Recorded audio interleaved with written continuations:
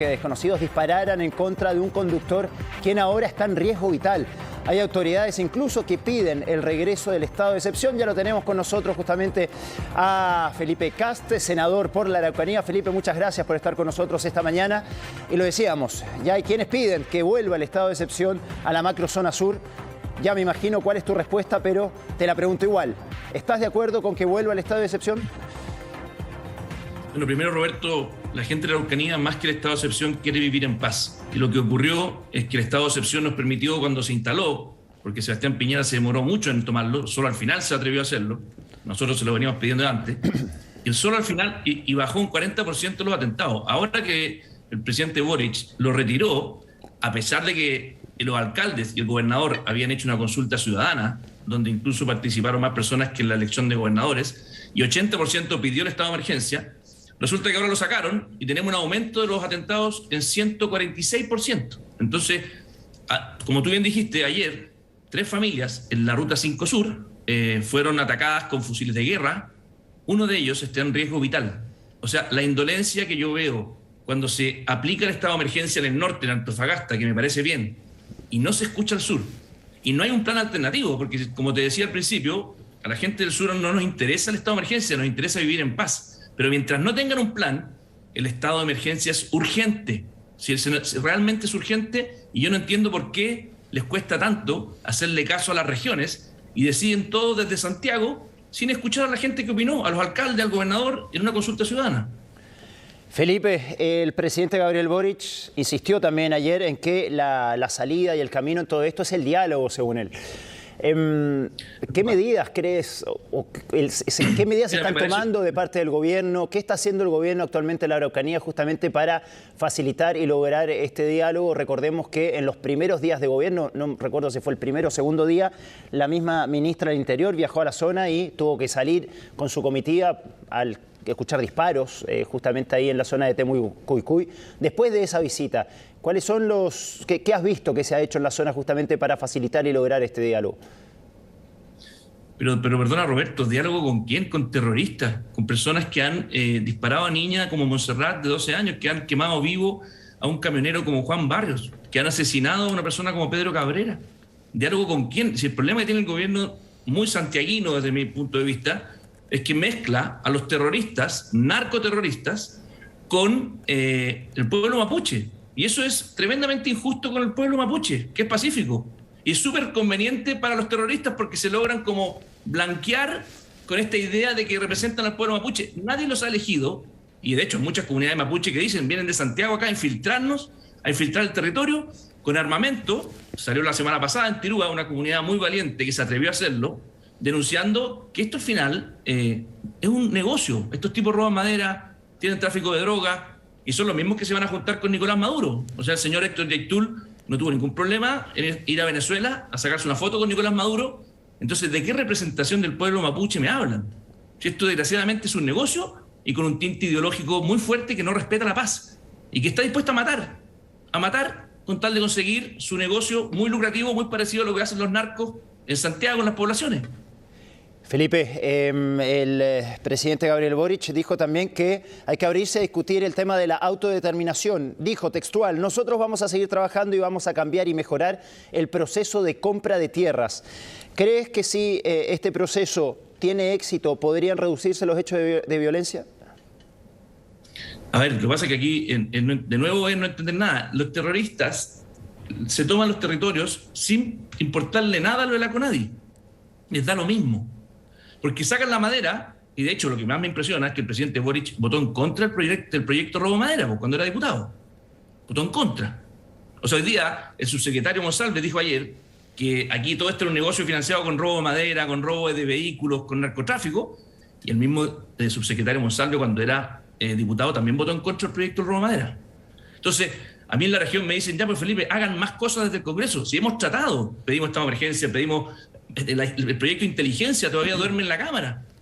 ¿Y qué es lo que pasa? Siempre nos hemos encontrado con una muralla al frente, Roberto, y que yo creo que aquí la izquierda tiene que cambiar, tiene que entender de que la violencia no es el camino nunca. Aunque le pongan cualquier tipo de adorno a esa violencia, nunca el camino. Esto, y desgraciadamente en el Congreso terminan votando como votan, y yo aquí no veo ni un plan. Si a mí lo que yo le decía a la ministra Isquia cuando estuvo en el Congreso, le dije, ministra, si usted tiene algo mejor que el estado de emergencia, yo se lo firmo al tiro. Si no nos interesa el estado de emergencia, nos interesa vivir en paz. Pero no hay ni un plan. Cero. Senador, justamente hablaban en el marco de este plan el proceso de compra de tierras para poder avanzar en el diálogo y satisfacer las demandas de algunos grupos. ¿Es un camino válido, según usted, la compra de tierras para ir moderando estos hechos de violencia y que no vuelvan a ocurrir? Te insisto, creo que no tiene nada que ver. Yo sí soy partidario de que hagamos bien la compra de tierras. De hecho, con Buenchumilla, con Francisco, con el senador, hicimos una propuesta al principio del gobierno pasado, que no la consideraron, desgraciadamente. Sebastián Piñera ahí no la tomó. Quiere que hiciéramos lo mismo que Nueva Zelanda. Nueva Zelanda lo que hizo fue, agarró, en el fondo, una planificación de las tierras que iba a entregar. Y las entregó en un periodo de tiempo. Y se acabó la compra de tierra. O sea, hizo un catastro total. Lo que le hemos pedido incluso a la Contraloría, que entregue cuánto se ha entregado, porque se han entregado más de 300.000 hectáreas ya. O sea, aquellos que dicen que aquí no se ha hecho nada con el pueblo mapuche, perdón, se han entregado 300.000 hectáreas y eso no se ha entregado a otros grupos de la población. Y me parece bien, pero lo que se ha hecho mal, Roberto, es que no se ha hecho este catastro completo. Entonces con Buenchumilla decíamos, hagámoslo como Nueva Zelanda, un catastro completo, y en 10 años lo entregamos, pero ya no hay más postulaciones, no hay más pituto. Aquí muchas comunidades pacíficas se quejan, primero porque la ministra, en vez de ir a verlos a ellos, va a ver a los de Temucuicui. O sea, ¿qué piensa el verdadero pueblo mapuche? Los verdaderos líderes ancestrales, cuando la ministra, en vez de ir a verlos a ellos, va a ver unos tipos que en una comunidad donde desgraciadamente entraron 900 PDI y salió uno muerto. Entonces, las comunidades pacíficas me dicen, senador, pero ¿sabes lo que pasa? Que siempre le dan las tierras a los más violentos. Siempre le dan las tierras a los que más ruido hacen, a los que más violencia hacen. Y eso es porque la política es cobarde. La política tiene que decir, no vamos a aceptar ningún chantaje y le damos las tierras a los que verdaderamente se lo merecen. El título Merced, cuánto se ha entregado a esa comunidad y nos vamos a comprometer en 10 años a entregar todo. Y se acabó el tema de las tierras. Pero eso el gobierno no se atrevió a hacerlo, ni el anterior, y espero que se atreva, pero no nos han dicho absolutamente nada. Si el mismo senador Buenchumilla me dijo que cuando había ido la ministra de Interior a Temucuicui, él tampoco sabía que ella iba a ir. Senador, el gobierno ha optado por no reponer el estado de excepción. Hay sectores ahí en la Araucanía que sí lo están pidiendo, pero el principal argumento del gobierno, justamente para terminar con el estado de excepción en la zona, era que a pesar de que había presencia de militares en las rutas y ahí en la macrozona sur, los atentados seguían ocurriendo, de que la presencia militar no repelía estos ataques y que finalmente tampoco había avances considerables respecto a detener a los responsables de estos hechos. Yo no recuerdo, senador, haber visto en pantalla justamente la detención de quienes protagonizaban todos estos hechos que estamos viendo en pantalla. Veíamos imágenes de dron, de hecho, de ataques. Sin embargo, esta gente finalmente se subía a una camioneta, escapaba, se metía en el bosque y nadie más los veía. Entonces, faltó resultados más concretos de este estado de excepción que duró varios meses ahí en el sur. Yo creo que no, yo creo que están mintiendo el gobierno, si los datos están ahí. Bajaron un 40% los atentados. Y eso es verdad que no soluciona todo, porque nos queda el otro 60%. Pero para esas personas que no sufrieron ese atentado, es muy valioso que no haya ocurrido. Si, además, en la Ruta 5 Sur, que es lo que ocurrió ayer, no había ocurrido ningún hecho de esta naturaleza mientras estuvo el estado de emergencia. Si fueron 1.000 militares que estaban apoyando en logística en toda la región a los carabineros. El plan cosecha segura fue muy positivo para muchos de los agricultores que pudieron cosechar, si antes les chantajeaban por todos lados. Llegaban, le decían, usted o me da un pedazo, lo extorsionaban, o me da un pedazo de la cosecha, o si no, ya sabe lo que le pasa, le quemo todo. Entonces, imagínate lo que le pasó a Bárbara Orellana en su casa ahí en Ercilla. Ella la atacan frecuentemente, tuvo que construir una pieza en el medio de la casa, sin ventana. Cuando la empiezan a atacar con balazo, tiene que ponerse con su hija de 10 años debajo de la cama para protegerla que no le lleguen balas. O sea, esa es la realidad. Y sabemos dónde están. Entonces, yo honestamente creo que cuando Carabineros está sobrepasado, porque no pueden echar a Temucuicui, si ya vimos lo que le pasaron a 900 PDI que salieron arrancando. Necesitamos el apoyo del ejército. Así como lo necesitamos para el terremoto, lo necesitamos para construir las mediaguas, lo necesitamos cuando hay desastres naturales. En la Araucanía hoy día necesitamos el ejército, tal como lo necesitan en Antofagasta, que la contradicción es brutal. ¿Por qué el presidente Boric extendió el estado de emergencia en Antofagasta y le dio la espalda a la Araucanía que era la única región que hizo una consulta ciudadana. O sea, dicen que quieren descentralizar Chile, pero cuando las regiones toman decisiones, hacen consulta ciudadana para escuchar a la gente, en Santiago no nos escuchan.